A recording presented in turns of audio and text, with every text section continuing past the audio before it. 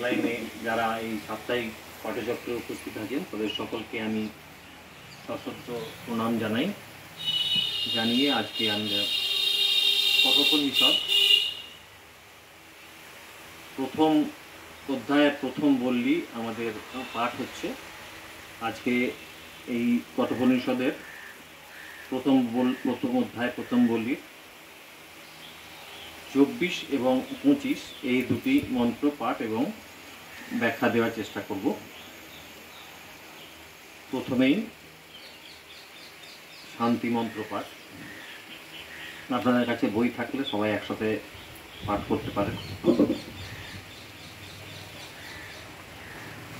ওম সহনা ভবতু সহনৌ ভুনক্তু সহ বীর্যং করবাবহৈ তেজস্বী নাবদিতমস্তু মা বিদ্বিষাবহৈ। ওম শান্তি শান্তি শান্তি।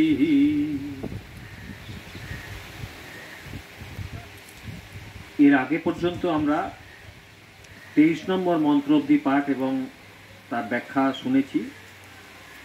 আজ আমরা 24 এবং 25 এই দুটি মন্ত্র পাঠ করব।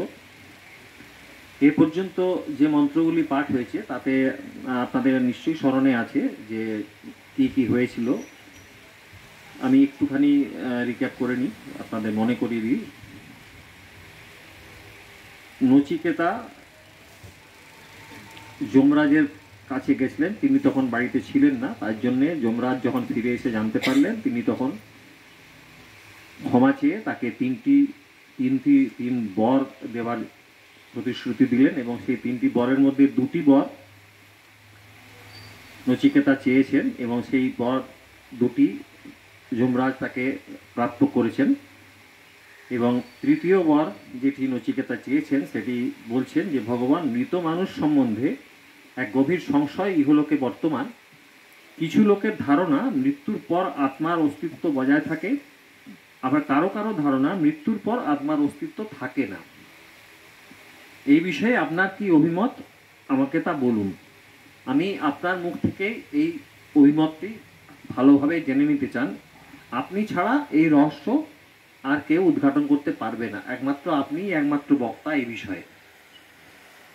এই বরটি যখন চাইলেন নচিকেতা, তখন যমরাজের মনে প্রশ্নের উদয় হলো যে নচিকেতা ভীষণ প্রতিভা সম্পন্ন একটি ছেলে এবং প্রচণ্ড বুদ্ধিমান, কিন্তু এই যে আত্মতত্ত্ব বিষয়ক যে জ্ঞান যেটি চাইছে নচিকেতা, সেই জ্ঞানটি পাওয়ার মতো নচিকেতা উপযুক্ত কিনা। কারণ এই জ্ঞান খুব গুরুগম্ভীর জ্ঞান, এই জ্ঞানটি পাওয়ার জন্য যথেষ্ট যোগ্যতা থাকা আবশ্যক। সেই যোগ্যতাটি নচিকেতার আছে কিনা তিনি সেটা পরীক্ষা করতে চেষ্টা করলেন এবং সেই জন্যে তিনি তাকে পরীক্ষা করার জন্যে কতগুলি প্রশ্ন করলেন এবং পরবর্তী কয়েকটি মন্ত্রে আমরা দেখব তাকে নানা রকমভাবে প্রলোভিত করার চেষ্টা করছেন যাতে নচিকেতা এই জ্ঞান প্রাপ্ত হওয়ার থেকে পিছিয়ে আসে। সেইগুলি আমরা পড়েছি। তার মধ্যে যেটি ছিল, প্রথমটি বলেছিলেন যমরাজ যে নচিকেতা তুমি এই বিষয়ে যে জ্ঞান প্রাপ্ত করার চেষ্টা করছো সেটি আসলে অত্যন্ত সূক্ষ্ম এবং জটিল বিষয়। এতে দেবতারাও এই বিষয়টি নিয়ে চেষ্টা করেছেন, নানা রকম তর্ক বিতর্ক করেছেন, কিন্তু তারাও এই বিষয়ে জ্ঞানপ্রাপ্ত হতে পারেননি। অতএব তুমি আমার উপর জোর কাটিও না, তোমাকে আমি 3টি বর দেওয়ার প্রতিশ্রুতি দিয়েছি, তুমি 3টি বরই তোমাকে দেব, কিন্তু তুমি এই বরটি তুমি ফিরিয়ে নাও। নচিকেতা তখন এই বরটি ফেরানোর কথা ভাবলেন না। যখনই শুনলেন যে দেবতারাও এই বরটি পাওয়ার জন্য নানা রকমভাবে তর্ক বিতর্ক করেছেন অথচ পাননি, তখন তার মনে আরও বেশি এই জ্ঞানটি জানার জন্যে, আত্মতত্ত্ব জানার জন্যে তার উৎসুক হলেন তিনি। এবং তিনি তখন বললেন, হে মৃত্যুদেব, আপনি এই কথাই বলছেন যে দেবতারাও এই জ্ঞান প্রাপ্ত হতে পারেননি, তারাও তর্ক বিতর্ক করেছেন এবং এই জ্ঞানটি যথেষ্ট সূক্ষ্ম এবং অতিশয় কঠিন বোধগম্য করা। তার মানে এই জ্ঞানটি নিশ্চয়ই কোনো উচ্চ মার্গের জ্ঞান, যেটি নিশ্চিত এই মহত্বপূর্ণ জ্ঞান, বিষয়ের জ্ঞান, সুতরাং অতিশয় মূল্যবান এই জ্ঞান। তো এই জ্ঞানটি আপনি ছাড়া আমাকে আর কেউ প্রদান করতে পারবেন না, এবং এই বরের পরিবর্তে অন্য কোনো সমকালীন বা সমকক্ষ কোনো বর আমি খুঁজে পাচ্ছি না যেটি আমি চাইতে পারি। এই বিষয়ে যখন নচিকেতা কোনোভাবেই ভীত হলেন না বা বিচলিত হলেন না, তখন এরপর যমরাজ তাকে নানা রকম প্রলোভন দেখাচ্ছেন।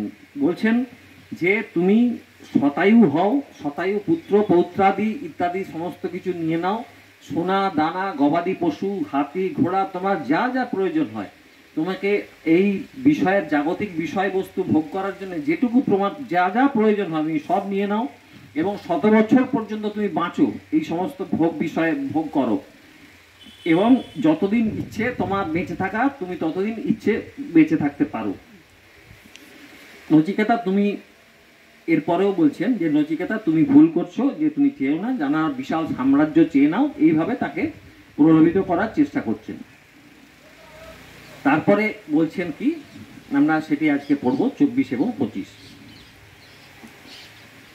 24 নম্বর মন্ত্র। এতৎ তুল্যং যদি মন্যসে বরং বৃণীষ্য বিত্তম চিরজীবিকাম চ মহাভূমৌ নচিকেতস্তমের এধি কামানাম ত্বা কামভাজম করমি। এতৎ তুল্যং যদি মন্যসে বরং বৃণীষ্য বিত্তম চিরজীবিকাম চ মহাভূমৌ নচিকেতস্তম এধি কামানাম ত্বা কামভাজম করমি। হে নচিকেতা, নচিকেতস্থ সংস্কৃতে যেগুলি আছে একটি বাক্যের থেকে আরেকটি বাক্য মিলিয়ে মিশিয়ে একটি মানে তৈরি হয়, এই জন্য নচিকেতা এইখানে আছেন নচিকেতস্তম এধি, এর থেকে নচিকেত হ কথাটি নিয়েছেন, হে নচিকেতা। আবার দেখুন এখানে বলেছেন বিত্তম চিরজীবিকাম, বলছেন বিত্তম চিরজীবিকাম, তার মানে ধন সম্পত্তি এবং চিরকাল বেঁচে থাকার জন্য প্রয়োজনীয় অন্যান্য বস্তু, যা যা প্রয়োজন একজন মানুষের জন্য পক্ষে বেঁচে থাকার জন্য, যা যা প্রয়োজন, যে কোনো প্রয়োজনীয় বস্তু তোমার মনে হয় যে এগুলো প্রয়োজন তোমার, তুমি সেই বস্তুগুলি তুমি নাও। যদি তুমি এতৎ তুল্যম, এই আত্মজ্ঞান বিষয়ক বরের সমতুল্য, বরম বৃণীষ্যে বরম মনস্যে বৃণীষ্য, এখানে দেখুন বরম এবং মনস্যে কথাটা পরে আছে, এই মনস্যে বরং বৃণীষ্য সেটা আসছে বরম মনস্যে বৃণীষ্য, মানে বর বলে মনে করো তবে তুমি চেয়ে নাও। মানে বলছেন যে যা কিছু ধন সম্পত্তি বা চিরকাল প্রয়োজন হয় বেঁচে থাকার জন্য, যে কোনো ধরনের বস্তু তোমার মনে হয় যে প্রয়োজন তোমার, সেগুলি তুমি আমার কাছ থেকে চেয়ে নাও, এবং এই সমস্ত কিছু মিলিয়ে যদি তোমার মনে হয় যে সেইগুলি এই বরটির থেকে সমতুল্য, বরটির সমতুল্য, তাহলে তুমি সেই বরটি আমার কাছে না চেয়ে এই জিনিসগুলি তোলো, নেওয়ার চেষ্টা করো। তারপরে বলছেন চ মহাভূমৌ এধি, এবং এই বিস্তীর্ণ পৃথিবীর সম্রাট হও, তাকে প্রলোভন দেখাচ্ছেন কিভাবে, যে তুমি এই বিস্তীর্ণ পৃথিবীর সম্রাট হও, তোমাকে এই সমস্ত কিছু পৃথিবীর সম্রাট করে দিচ্ছি আমি তোমাকে, আমার হাতে সেই ক্ষমতা আছে, আমি তোমাকে করে দিতে পারি তুমি যদি ইচ্ছা করো, যে যা কিছু জিনিসপত্র আছে, যা কিছু প্রয়োজন হবে তোমার সব কিছু তোমাকে দিতে পারি আমি। কাম ভাজাম, উত্তম ভোগই করে দিচ্ছি তোমাকে, এই যে পৃথিবী, সারা পৃথিবীর তোমাকে মালিক বানিয়ে দিচ্ছি, এবং যা কিছু তুমি ভোগ করো সেই ভোগ করার উপযুক্ত হিসাবে তোমাকে আমি তৈরি করে দিচ্ছি। তুমি এই সেইগুলি এইগুলি সব মিলিয়ে যেগুলি হবে তার সমতুল্য বর হিসাবে তুমি ওইটি ছেড়ে দিয়ে এই সমতুল্য এগুলিকে যদি মনে করো তাহলে নাও। হে নচিকেতা, যদি তুমি প্রচুর ধনরত্ন, দীর্ঘ জীবনের উপযুক্ত জীবিকা স্বরূপ সুখ সম্পদ, অথবা আরো আরো যত সুখ মানুষ ভোগ করতে পারে, সম্মিলিতভাবে সেই সুখকে ওই আত্মতত্ত্ব বিষয়ক বরের সমতুল্য বিবেচনা করো, তবে সেসব আমার কাছে চেয়ে নাও। একদিকে আত্মতত্ত্ব বিবেচনা বিষয়ক বর, দ্বিতীয় অন্যদিকে মানে দুটো ওজন হচ্ছে আর কি, মহারাজ যমরাজ ওজন করছেন যে তুমি বাকি সমস্ত কিছু যা ভোগ্য বস্তু আছে সমস্ত কিছু পৃথিবীর মালিক হিসেবে তুমি যা ইচ্ছে করো ভোগ করো, যত বছর পর্যন্ত বাঁচো, আর আরেকদিকে আত্মতত্ত্ব বিষয়ক সুখ, দুটোকে প্যারালাল করেছেন, তুমি কোনটা চাও, এটা ছেড়ে এটা নাও, প্রলোভিত করছেন। আমি তোমাকে এই শশা করা পৃথিবীর সম্রাট করে দিচ্ছি, আর তোমাকে এই পৃথিবীতে যত রকম সুখ ভোগ আছে সেসবের মধ্যে সর্বশ্রেষ্ঠ ভোগগুলির অধিকারী করে দিচ্ছি। প্রচুর সুখ ভোগের ব্যবস্থা আছে, তার থেকে যেগুলো সর্বশ্রেষ্ঠ সেগুলি তোমাকে দেওয়ার ব্যবস্থা আমি করে দিচ্ছি।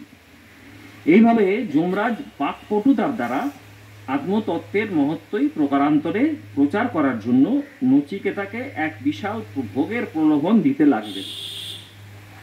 আসলে যমরাজ চাইছেন নচিকেতাকে বরটি প্রদান করতে, তাকে আত্মতত্ত্ব বিষয়ক জ্ঞান দিতে, কিন্তু তাকে পরীক্ষা করে নিচ্ছেন সে উপযুক্ত কিনা, সে এই প্রলোভনটা কতদূর ঠেকাতে পারবে, তার মনের বাসনা কামনার অস্তিত্ব আছে কিনা, না সত্যি সত্যি সে ত্যাগী, সমস্ত কিছু ত্যাগ করতে প্রস্তুত, শুধুমাত্র এইটিই জানতে চাই। সেই জন্য তিনি তাকে পরীক্ষা নিচ্ছেন, পরীক্ষার মাধ্যমে তিনি এসব প্রলোভনের মাধ্যমে এসব পরীক্ষা তিনি নিচ্ছেন। এত সব সত্ত্বেও যখন নচিকেতা নিজের প্রার্থনায় অটল রইলেন, তখন যমরাজ তাকে স্বর্গের দেবভোগ্য সম্পদের প্রলোভন দিয়ে পুনরায় বললেন। এরপর দেখুন স্বর্গে কত রকমের সুখ আছে, কত মানে ভোগ্য সম্পদ আছে, সেই সমস্ত বিষয়ে তাকে প্রলোভিত করার চেষ্টা করছেন। এই ব্যাপারে কি বলছেন, যে যে কামা দুর্লভা মর্তলোকে সর্বান কামাংস ছন্দস্ত প্রার্থয়স্য ইমা রামা সরথা সতুরিয়া ন হিদৃশা লম্ভনীয়া মনুষ্যই আবির্মত প্রত্যাভি পরিচায়স্য নচিকেত মরণং মানু অনুপ্রাক্ষী।